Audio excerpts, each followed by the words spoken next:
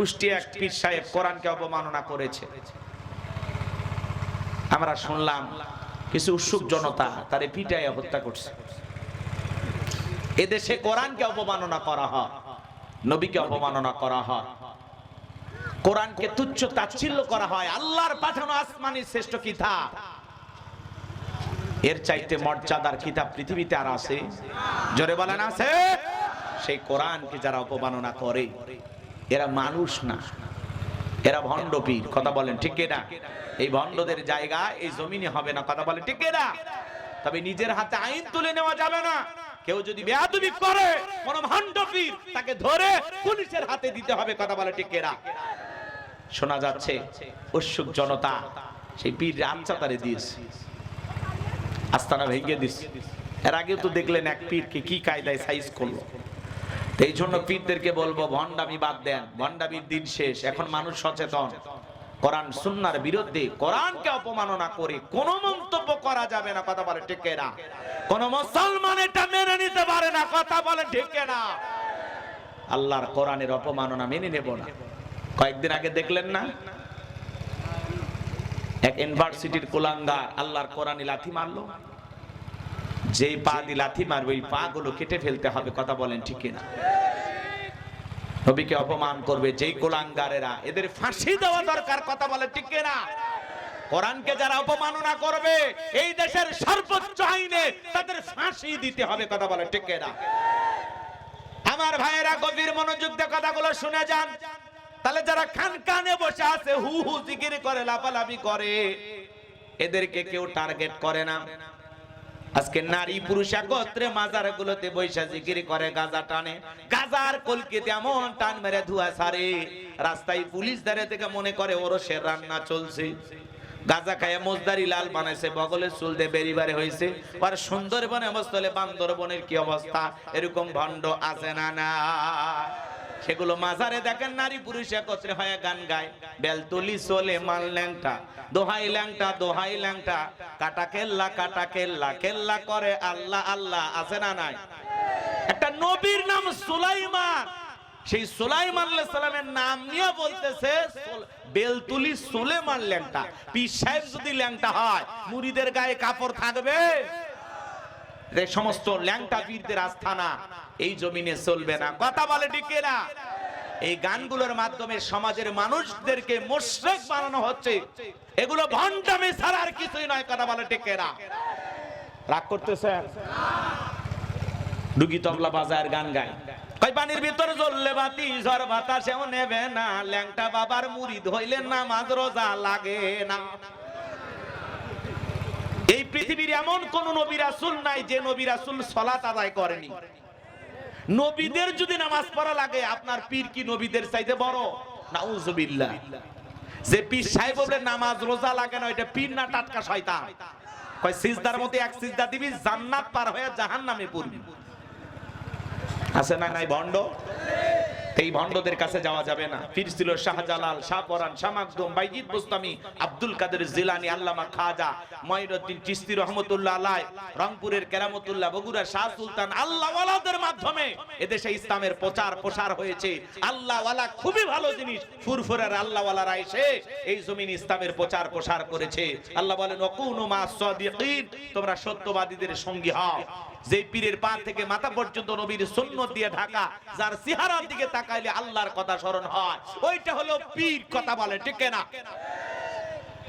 যে খানকায় পীর রাজপথে বীর, হযরতে শাহজালাল দেখেন নাই? খানকায় পীর রাজপথে বীর, নারায়ে তাকবীর হুঙ্কার দিয়েছে, গৌর গোবিন্দ পালাইতে বাধ্য হইছে। এগুলো হলো পীর। আর এখনকার পীর ডিজিটাল কি? এমনও পীর আছে সূরা ফাতিহা সহি করে বলতে পারে না, এমনও পীর আছে বিসমিল্লাহ সহি করে বলতে পারে না। আছে না না? গলার মধ্যে অনেকগুলো তসবিহ দিয়া, শিকল টিকল দিয়া, এমন কায়দায় নাম দিয়েছে শিকল বাবা, তালা দিয়ে কয় নাম দিয়েছে তালা বাবা। এ কথা কয় না গো। সেই দরবারে আবার লেখা থাকে পবিত্র ওরস মাহফিল, সেখানে দাওয়াত পায় উদাসীন শারমিন শিল্পী। দাওয়াত পায় কি কয়? বাসা ভাই তালা খুলে দে।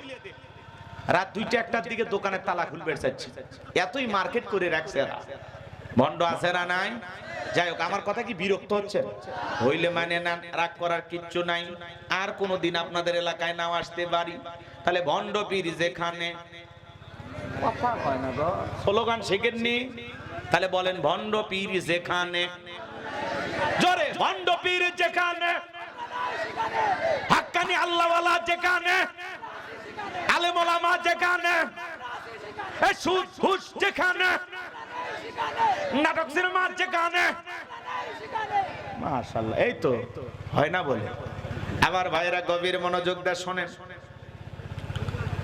যদি বলতো মুসা আসবে খানকা বানায় জিকির করবে, তাহলে মাথা গরম করতো না। আজও যারা খানকায় বসে থাকে এদেরকে কেউ টার্গেট করে না। যারা আল্লাহর জমিনে আল্লাহর আইন চালু করতে চায়, কোরআন হাদিসের হক কথা বলে, তাদেরকে টার্গেট করে জেলখানায় ঢোকানো হয়। কথা বলেন ঠিক কি না? এইবার বাজান গো আমার, ফেরাউনের মাথা গরম হয়ে গেল, কি করা যায়? এইবার হামানকে ডেকে বলে, হামান এই দিকে আয়। দবিরা কি বলল শুনলি? আগামী 3 মাসের মধ্যে মুসা নামের একটা ছেলে জন্মগ্রহণ করবে, ওর কারণে রাজত্ব পাওয়ার ক্ষমতা থাকবে না, এমনকি আমার জীবন যাওয়ার সম্ভাবনা আছে। এখন বলো কি করা যায়? এইবার তাকে হামান ডেকে বলে, নেতা, মাইট ইজ রাইট, জোর যার মূল্যক তার, পাওয়ার রাজত্ব ক্ষমতা আমাদের হাতে, আমরা যা বলবো মিশরের জনগণ তাই মানতে বাধ্য। বলে কি করতে চাস? এইবার হামান ডেকে বলে, নেতা, যত ছেলে সন্তান জন্মগ্রহণ করবে সবাইকে জবাই করে করে পৃথিবীর জমিন থেকে বিদায় করে দেব, তাহলে আপনার শত্রু মূসার আগমন ঘটবে না। এ বাজান গো আমার, এই কথা শোনার পরে ফিরাউন ডেকে বলে, হামান রে, আসলেই তোর মাথায় বুদ্ধি আছে, তবে শোন, ছেলেগুলোকে জবাই করবি, মেয়েগুলোকে জবাই করা যাবে না, কারণ ছেলেদের মধ্যে আমার শত্রু আছে, মেয়েদের মধ্যে কোনো শত্রু নাই। তার মানে চোর হলেও মানুষ ভালো, মোবাইল নিয়ে গেল, সিম কার্ড খুলে দিয়ে গেল। কথা বলেন ঠিক কি না? এইবার সন্তান জবাই করা শুরু হয়ে গেল। 3 মাস অতিবাহিত হয়ে যাওয়ার পরে ফিরাউন ডেকে বলে, দবিরা, এইবার ভাগ্য গবেষণা করে দেখ, আমার পথের কাটা মুসা মরলো না বাঁচলো। এইবার দবিরা গবেষণা করে বলে, নেতা, যদিও বনি ইসরাইল মারি বুক খালি কইরা 3টা বর্ণনা পাওয়া যায়। একটি বর্ণনায় বলা হয়েছে 20,000, আর একটি বর্ণনায় বলা হয়েছে 24,000, আর একটি বর্ণনায় বলা হয়েছে 80,000। এতগুলো সন্তানকে জবাই করে করে পৃথিবীর জমিন থেকে বিদায় করে তাদের মায়ের বুকগুলো খালি করে দিয়েছেন, কিন্তু আপনার পথের কাটা মুসা এখনো মরে নাই, মরে নাই, মায়ের কোলে জীবিত আছে, সুস্থ আছে, কিন্তু কোথায় আছে, কোন বাড়িতে আছে, এইটা বলার ক্ষমতা আমাদের নাই। বলুন আল্লাহু আকবার।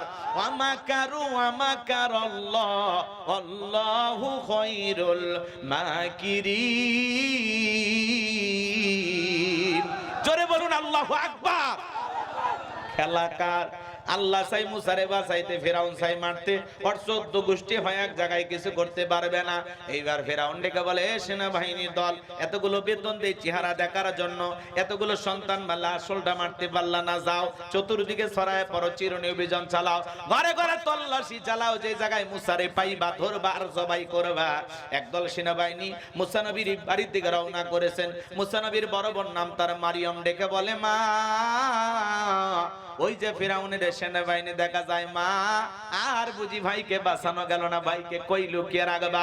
মুসা নবীর মা সন্তানকে কোলের মধ্যে নিয়ে দিক সেদিক দৌড়ায়, কে যেন ইলহামের মাধ্যমে গাইবে আওয়াজ দিয়ে বলে, মুসার মা, সন্তানটারে চুলার ভিতরে ফেলায়া দাও, কথা দিলাম গো, তোমার ছেলেকে আবার তোমার কোলে ফেরায়া দেব, জোরে কোন মারহাবা। সন্তানটারে চুলার ভিতরে ফেলায়া দিলেন।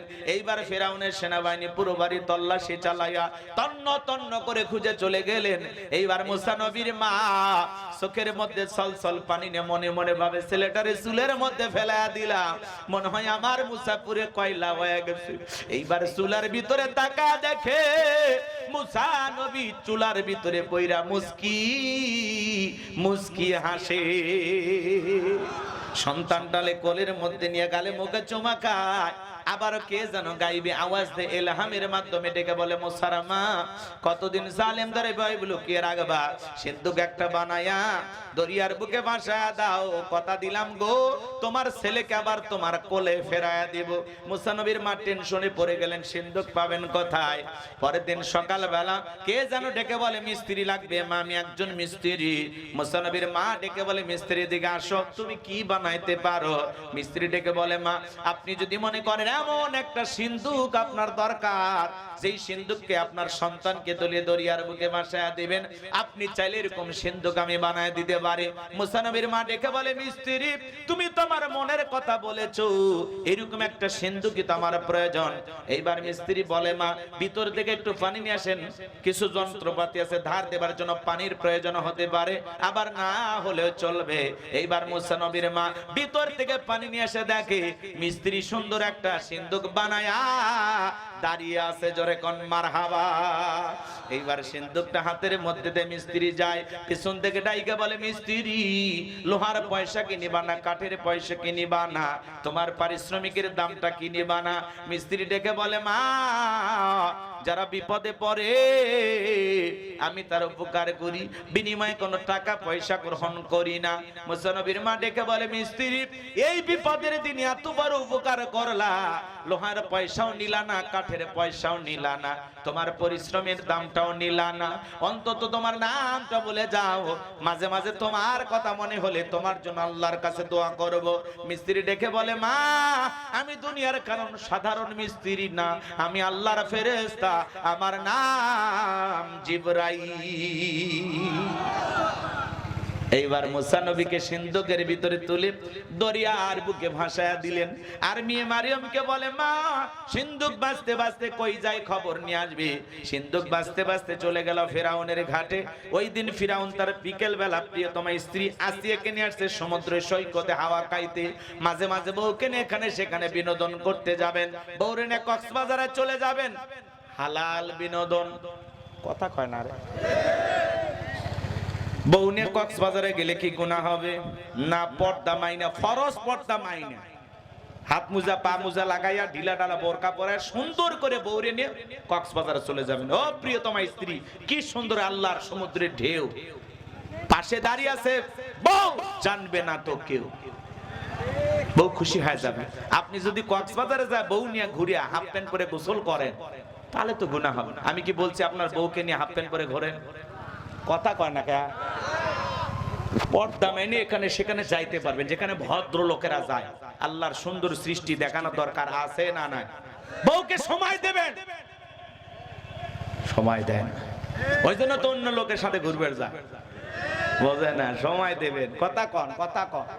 মাঝে মাঝে ফোনটা কাটার আগে একবার বলবেন, আই লাভ ইউ শেফালি, বাস বউ খুশি হয়ে যাবে।